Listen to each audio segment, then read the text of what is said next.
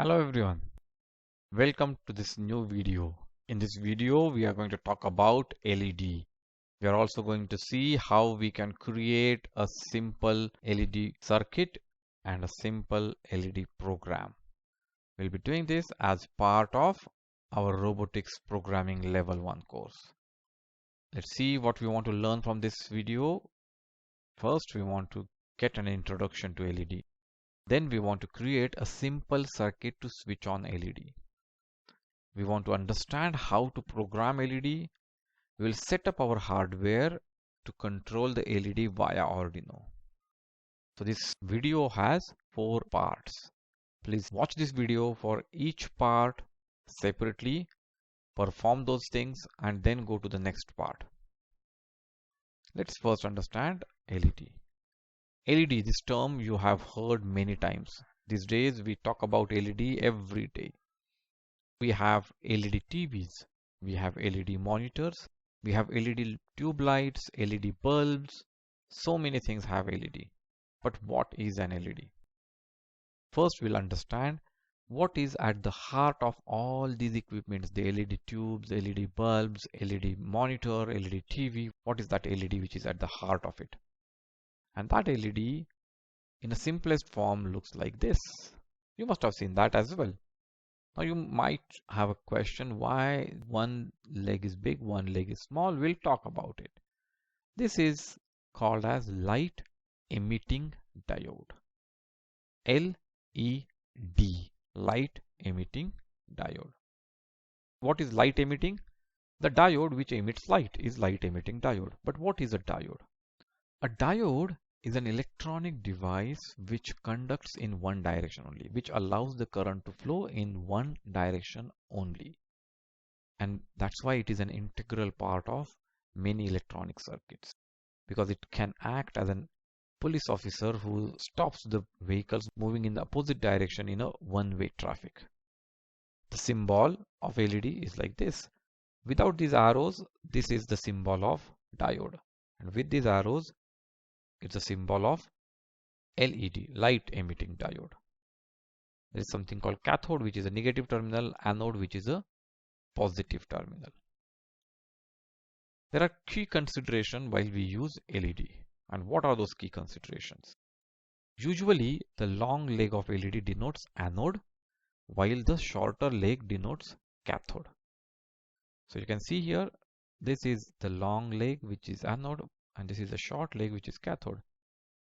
But external physical appearance can be misleading many times. For example, you might have some naughty boys or naughty girls, for that matter, who may cut this long leg, and that long leg becomes shorter. Then you will be misled in believing that this is a anode and this is a cathode. So the external appearance may not be that helpful. So we need something else also. And that something else is observed by looking at this LED in light. You hold the LED towards light and try to look inside it. And inside you will find that this negative terminal is a thicker one and the positive terminal is thinner one. It has bigger area, this has smaller area. Even many times the negative terminal is just like a triangular flag that tells us which terminal of the diode is positive and which one is negative. And it is very important for LED because we know LED only conducts in one direction. LED must be applied with voltage above their threshold voltage. If we give less supply, less voltage, the LED will not glow. And the current should be below their rating.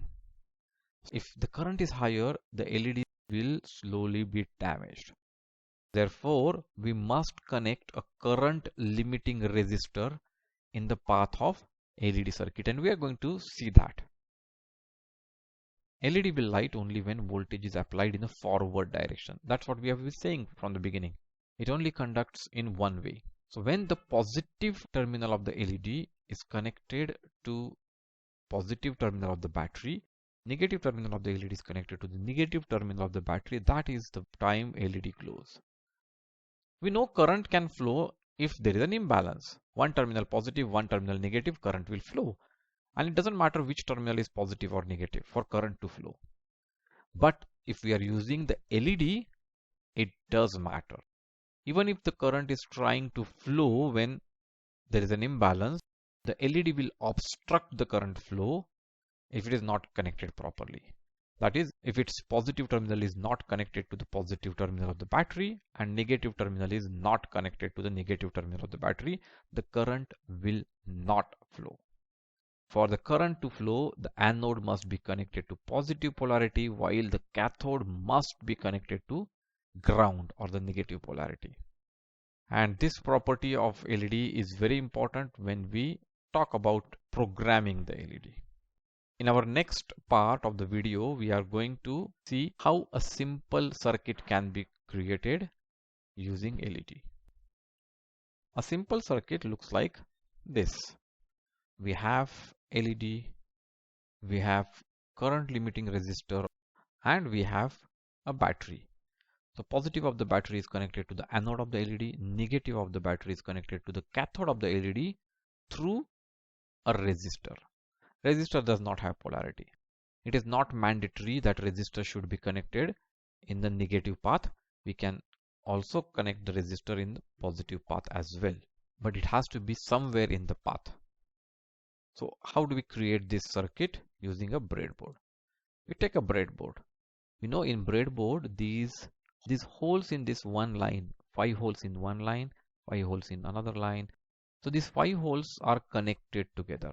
These 5 holes are connected together. These 5 connected together, but they are not connected with each other. So this and this are separated.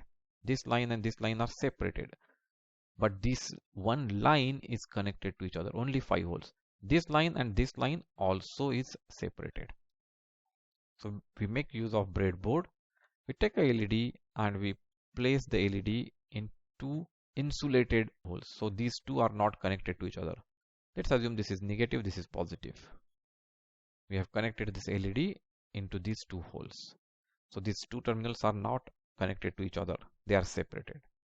Now we will connect the resistor, which is connected to the negative end.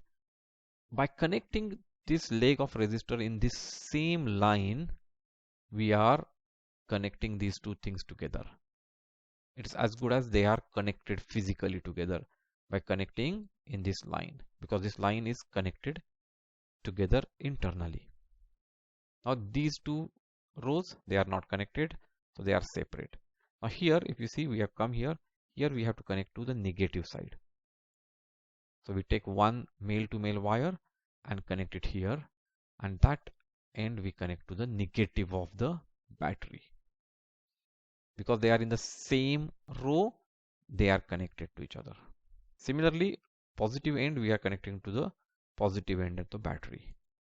So we are connecting in the same row as the positive of the LED. This another male to male wire, and that is connected to positive end of the battery. This creates our simple circuit. When the battery is connected to these 2, the LED will glow. So in this part, what we have done is we have understood how to create a simple circuit using breadboard, LED and resistors. In the next part, we will understand the considerations for programming the LED. So what are the considerations while programming an LED? The first one is we understand that to switch on the LED, there has to be imbalance, which means one has to be negative, one has to be positive. What we do is negative terminal of the LED we connect to a negative terminal of our processor, which is the ground of the processor. And the positive terminal we want to change. We want to make it positive, then the LED will glow. When we make it negative, there is a balance, LED will not glow. Positive, imbalance, LED glows. Negative, balance, LED does not glow. So we want to do this positive, negative of the positive end of the LED. And so we can control this end becoming positive and negative only if we connect it to the GPIO pin, general purpose input output pin of the processor, because those are programmable. So we connect the anode of the LED to one of the GPIO pins. We must choose proper GPIO pin. We can't connect it to any GPIO pins. we can connect them to, in case we want to switch on and off LED, only on and off, which means we are using only two states. In that case, we need digital pin. Which digital pins? Digital pins from 2 to 13. We generally don't use 0 and 1 because we will leave them for serial inputs. So we use any pin from 2 to 13. If we want to control the brightness of the LED, then we must connect this to PWM pin. You know, we have only 6 PWM pin, 3, 5, 6, 9, 10, 11. These 6 pins are PWM pins. So we can connect to any of these pins if we want to control the brightness of the LED. Now, which blocks we use? If we want to switch on and off LED, then we use set digital pin block. Here the pin number we can change. Whatever pin we are connecting, we will give that pin number here. Output as high, and this can be toggled. We can make it high to start the LED, or to switch the LED on, we can make it low to switch the LED off. But if you are looking for controlling the brightness, then we use set PWM pin. Again, this pin number will be decided by where we connect our LED. Here output can be from 0 to 255, any value. Which are the PWM pins? 3, 5, 6, 9, 10, 11. So those are the things which you should consider while you are programming LED. Now let's see what will be the hardware setup to program the LED. We have done this hardware setup this much for our simple circuit, and we had connected here battery. But now instead of battery, we want to control it using Arduino. We said that the negative terminal of our LED we are going to connect to the negative. That is going to be fixed. That will be connected to the negative of the processor, and negative of processor means ground. So we have connected the negative end to the ground of the processor. Now the positive end we will connect to the GPIO pins. We can connect to any pin from 2 to 13 if we want to just switch on and off. But we want to control the LED, then we have to connect to the PWM pins. The PWM pins are denoted by this tilde sign. So 3, 5, 6, 9, 10, 11. We will connect it to one of the PWM pins because the PWM pins can be used as digital pins as well. So we'll connect it to pin number 5. This completes the hardware setup of our LED. Now we need to write the LED program and upload it into our Arduino to see the operation. So in this video, we understood basics of LED. We understood how to build a simple circuit using LED. We understood requirements for programming an LED, and we also built hardware setup for testing our LED programs. In our next video, we will make the LED program. So don't forget to watch our next video.